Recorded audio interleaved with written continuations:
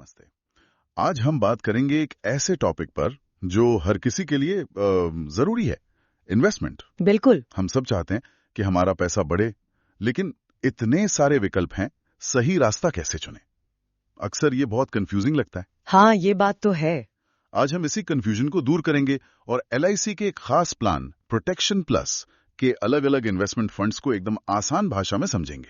हमारा मकसद है कि इस चर्चा के बाद हर कोई अपने लिए सही फंड चुन सके, चाहे उनका रिस्क लेने का अंदाज कैसा भी हो। यही कोशिश रहेगी। और हाँ, आगे बढ़ने से पहले अगर आप ऐसे ही जानकारी वाले वीडियोस देखना चाहते हैं तो हमारे चैनल को सब्सक्राइब करना ना भूलें। बिल्कुल, और इस वीडियो को लाइक करें और अपने परिवार और दोस्तों के साथ भी शेयर करें ताकि वे भी इसका फायदा उठा सकें। तो चलिए इसे थोड़ा खोलकर समझते हैं। जब हम किसी भी प्लान में मान लीजिए प्रीमियम देते हैं तो उस पैसे का असल में होता क्या है? हाँ, ये बहुत जरूरी सवाल है। क्या वो बस एक अकाउंट में मतलब पड़ा रहता है? नहीं नहीं, बिल्कुल नहीं। यहीं से आप कह सकते हैं सारी कहानी शुरू होती है। वो पैसा एक जगह पड़ा नहीं रहता जी। जब आप प्रीमियम भरते हैं ना, तो उस पैसे का इस्तेमाल होता है आपकी पसंद के फंड की यूनिट्स खरीदने में। यूनिट्स खरीदने में? ओके जी। और इसे उस दिन की NAV यानी नेट एसेट वैल्यू पर खरीदा जाता है। NAV, ये शब्द हम बहुत सुनते हैं म्यूचुअल फंड्स में, यूलिप में, लेकिन सरल भाषा में इसका मतलब क्या है? क्या ये किसी कंपनी के शेयर प्राइस जैसा ही है? अच्छा सवाल है। और ये रोज रोज बदलता क्यों है? बहुत अच्छा सवाल है। आप NAV को एक बड़े पिज्जा का एक स्लाइस समझ सकते हैं। फंड एक पूरा पिज्जा है जिसमें अलग अलग कंपनियों के शेयर्स, बॉन्ड्स, ये सब टॉपिंग्स हैं। इंटरेस्टिंग। तो उस पूरे पिज्जा की जो कीमत है, उसे जब कुल स्लाइस यानी यूनिट्स में बांटा जाता है, तो एक स्लाइस की जो कीमत निकलती है वही NAV है। अच्छा। और क्योंकि पिज्जा की टॉपिंग्स मतलब शेयर्स की कीमत बाजार में हर दिन बदलती है, इसीलिए उस स्लाइस यानी NAV की कीमत भी रोज बदलती है। वाह, ये तो बहुत आसानी से समझ आ गया। तो मतलब हमारे प्रीमियम से हमें उस फंड के स्लाइस मिलते हैं। बिल्कुल। और इसमें सबसे अच्छी बात क्या है? सबसे अच्छी बात है इसकी फ्लेक्सिबिलिटी। आपको जिंदगी भर के लिए एक ही फंड से बंद कर नहीं रहना है। अच्छा जी, आप शुरुआत में कोई एक फंड चुन सकते हैं और मान लीजिए 5 साल बाद आपको लगता है कि अब आप थोड़ा ज्यादा रिस्क ले सकते हैं या बाजार के हालात बदल गए हैं, तो आप अपने पैसे को दूसरे फंड में स्विच कर सकते हैं। मतलब ये कंट्रोल हमारे हाथ में रहता है? बिल्कुल आपके हाथ में। ठीक है, तो पैसा एक जगह बंधा नहीं है, हम उसे अपनी समझ के हिसाब से मूव कर सकते हैं। तो चलिए इसी समझ को बनाते हैं। जरूर। मान लेते हैं एक इन्वेस्टर हैं, मिसेस वर्मा, 65 साल की हैं और हाल ही में रिटायर हुई हैं। वो अपने पैसे पर बिल्कुल भी रिस्क नहीं लेना चाहती। उनके लिए सबसे सुरक्षित तिजोरी कौन सी है? मिसेस वर्मा जैसे निवेशकों के लिए जिनकी प्राथमिकता मूलधन की सुरक्षा है, उनके लिए सबसे सही रास्ता है बॉन्ड फंड। Bond fund? जी, इसका रिस्क प्रोफाइल लो यानी बहुत कम है। और ये इतना सुरक्षित क्यों है? इसमें पैसा लगता कहाँ है? इसकी सुरक्षा का राज इसके निवेश के तरीके में है। इसमें कम से कम 60% पैसा सरकारी बॉन्ड्स मतलब गवर्नमेंट सिक्योरिटीज या बड़ी बड़ी कंपनियों के कॉर्पोरेट बॉन्ड्स में लगाया जाता है। अच्छा। ये एक तरह से सरकार या कंपनियों को दिया गया उधार है जिस पर एक तय ब्याज मिलता है। ओके। और सबसे अहम बात, इक्विटी यानी शेयर मार्केट में इसका निवेश 0% होता है। 0%? जी, इसीलिए बाजार के रोज के उतार चढ़ाव का इस पर सीधा असर नहीं होता। तो ये तो ही एब्सोल्यूट सेफ्टी की बात। जी। लेकिन मन में एक सवाल आता है। पूछिए। आज के समय में महंगाई 6-7% की दर से बढ़ रही है। अगर ये फंड भी लगभग उतना ही रिटर्न दे तो असल में तो हमारे पैसे की वैल्यू बढ़ी नहीं रही है ना? बिल्कुल सही पॉइंट है। हम जानते वहीं रह गए। इस महंगाई वाले दुश्मन से कैसे लड़ें? आपने बिल्कुल सही नब्ज पकड़ी है। बॉन्ड फंड कैपिटल को बचाता है पर शायद महंगाई को मात न दे पाए। इसी दुविधा को दूर करने के लिए अगला फंड है सिक्योर्ड फंड। Secured fund? जी, इसका रिस्क लोअर से मीडियम के बीच है। ये सुरक्षा और ग्रोथ के बीच का आप कह सकते हैं पहला कदम है। तो ये बॉन्ड फंड से अलग कैसे है? इसमें ऐसा क्या है जो महंगाई को मात दे सकता है? इसमें ज्यादातर पैसा यानी 45% से 85% तक बॉन्ड्स जैसी सुरक्षित जगहों पर ही लगता है। लेकिन लेकिन इसमें 15% से 55% तक का निवेश इक्विटी यानी शेयर्स में भी किया जाता है। अच्छा, यही इक्विटी वाला छोटा सा हिस्सा वो ग्रोथ इंजन है जो महंगाई को पीछे छोड़ने की ताकत रखता है। ये उन लोगों के लिए बेहतरीन है जो सुरक्षा तो चाहते हैं लेकिन अपनी जमा पूंजी को धीरे धीरे बढ़ते हुए भी देखना चाहते हैं। लेकिन एक मिनट, ये 15% से 55% इक्विटी का दायरा तो बहुत बड़ा है। हाँ है तो। अगर कोई मिसेस वर्मा जैसा निवेशक इसमें ये सोचकर पैसा लगाए कि ये सिक्योर्ड है और फंड मैनेजर उस समय 55% पैसा शेयर्स में लगा दें, तब तो ये उतना सिक्योर्ड नहीं रह गया। ये कौन तय करता है? ये एक बहुत ही प्रैक्टिकल सवाल है। ये फैसला फंड मैनेजर बाजार की मौजूदा हालत और भविष्य की संभावनाओं को देखकर लेता है। ओके। अगर बाजार बहुत महंगा लग रहा है तो वो इक्विटी कम रखेगा। अगर बाजार में अच्छी ग्रोथ की उम्मीद है तो वो इक्विटी का हिस्सा बढ़ा सकता है। इसीलिए निवेश करने से पहले फंड की फैक्ट शीट देखकर ये पता लगाना जरूरी है कि फिलहाल उसका इक्विटी में कितना निवेश है। समझ गया। तो ये हो गए वो लोग जो सुरक्षा को सबसे ऊपर रखता है। जी। अब बात करते हैं एक दूसरे तरह के इन्वेस्टर की। मान लीजिए मेरा एक दोस्त है अमन, 30 साल का है, अच्छी नौकरी है और अगले 20-25 साल के लिए निवेश करना चाहता है। वो ना तो मिसेस वर्मा की तरह डरपोक है, न ही बहुत ज्यादा आक्रामक। उसे एक बीच का रास्ता चाहिए। उसके लिए क्या है? अमन जैसे बहुत से निवेशक हैं और उनके लिए ही बैलेंस्ड फंड बनाया गया है। Balanced fund? जी, जैसा कि नाम से ही जाहिर है, ये संतुलन का दूसरा नाम है। इसका रिस्क प्रोफाइल मीडियम है। सुनने में तो अच्छा लगता है, पर इसकी असली खूबी क्या है? ये बैलेंस करता कैसे है? बैलेंस्ड फंड की असली खूबी इसका ऑटो पायलट जैसा नेचर है। इसमें इक्विटी और डेट मतलब शेयर्स और बॉन्ड्स दोनों में 30% से 70% तक निवेश किया जा सकता है। ठीक है। अब इसका जादू समझिए। जब शेयर बाजार बहुत ऊपर जाता है तो फंड में इक्विटी का हिस्सा बढ़ जाता है। तब फंड मैनेजर उस बढ़े हुए इक्विटी को बेचकर प्रॉफिट बुक करता है और उसे सुरक्षित डेट में डाल देता है। अरे वाह। और जब बाजार गिरता है तो वो डेट से पैसा निकालकर सस्ते में इक्विटी खरीदता है। यानी ये सस्ते में खरीदो महंगे में बेचो वाले सिद्धांत को अपने आप फॉलो करता है। बिल्कुल। जिससे अमन जैसे निवेशक को बाजार देखकर घबराने या लालच में आने वाले इमोशनल फैसलों से ये बचाता है। एग्जैक्टली।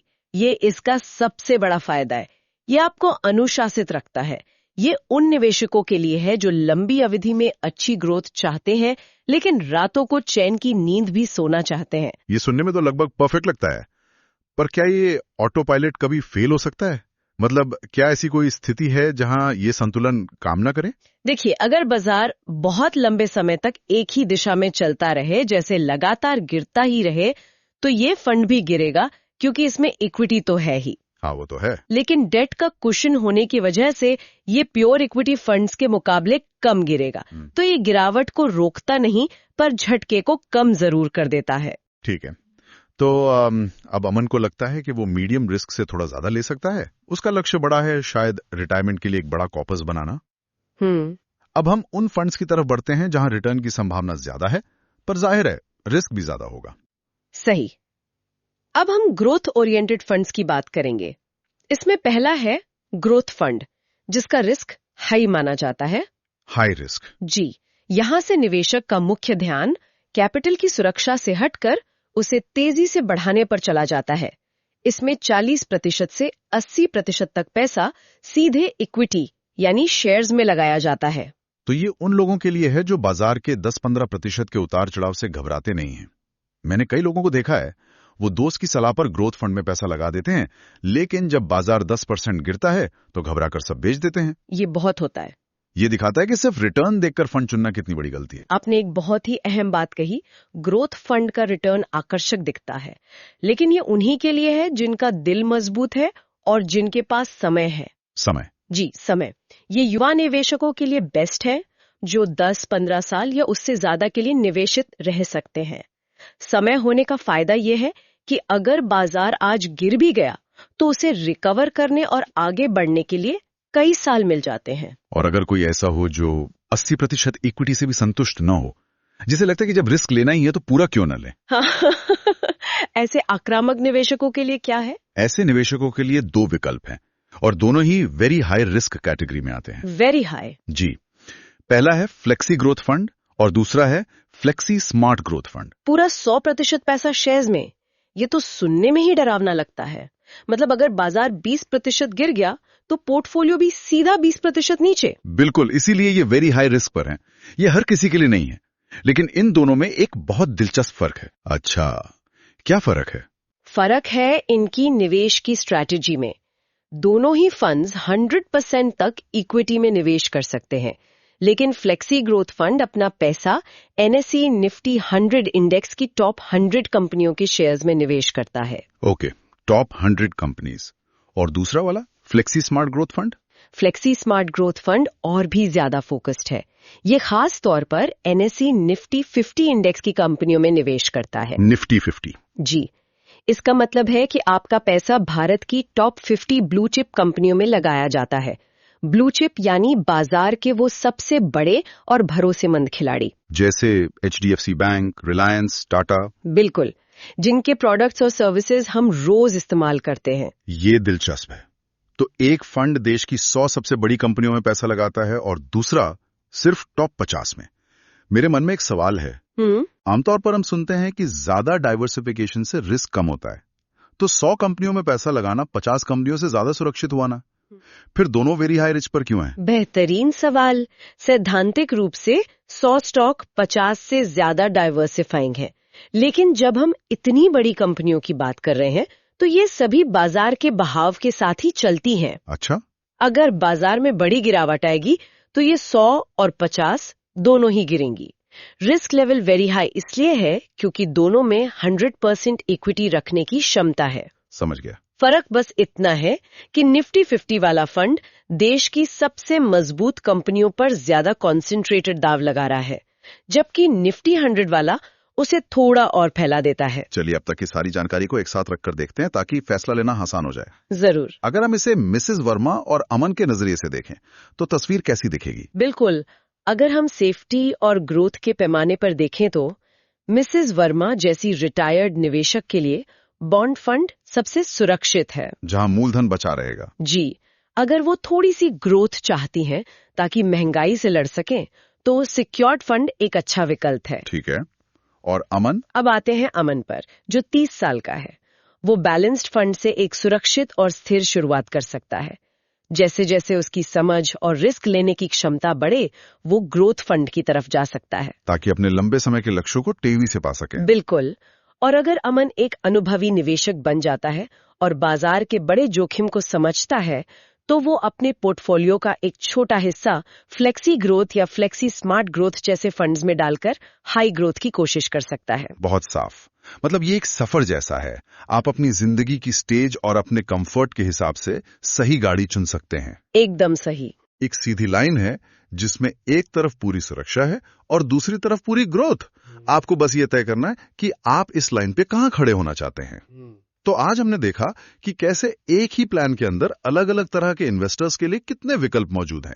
चाहे कोई मिसेस वर्मा की तरह बहुत सतर्क हो या अमन की तरह ग्रोथ चाहता हो, सबके लिए कुछ ना कुछ है। बिल्कुल, निवेश डरावना नहीं है अगर आप अपनी जरूरत को समझकर सही रास्ता चुने। सही कहा। और ये हमें एक बहुत ही महत्वपूर्ण सवाल पर लाता है। अब एक सवाल सोचने के लिए। जी, बाजार के लगातार उतार चढ़ाव को देखते हुए क्या लंबे समय तक एक ही फंड में टिके रहना बेहतर रणनीति है, जिसे set it and forget it कहते हैं, या समय समय पर अपनी जरूरत और बाजार के मिजाज के हिसाब से फंड्स के बीच एक्टिवली स्विच करते रहना ज्यादा समझदारी है? ये वाकई सोचने वाली बात है।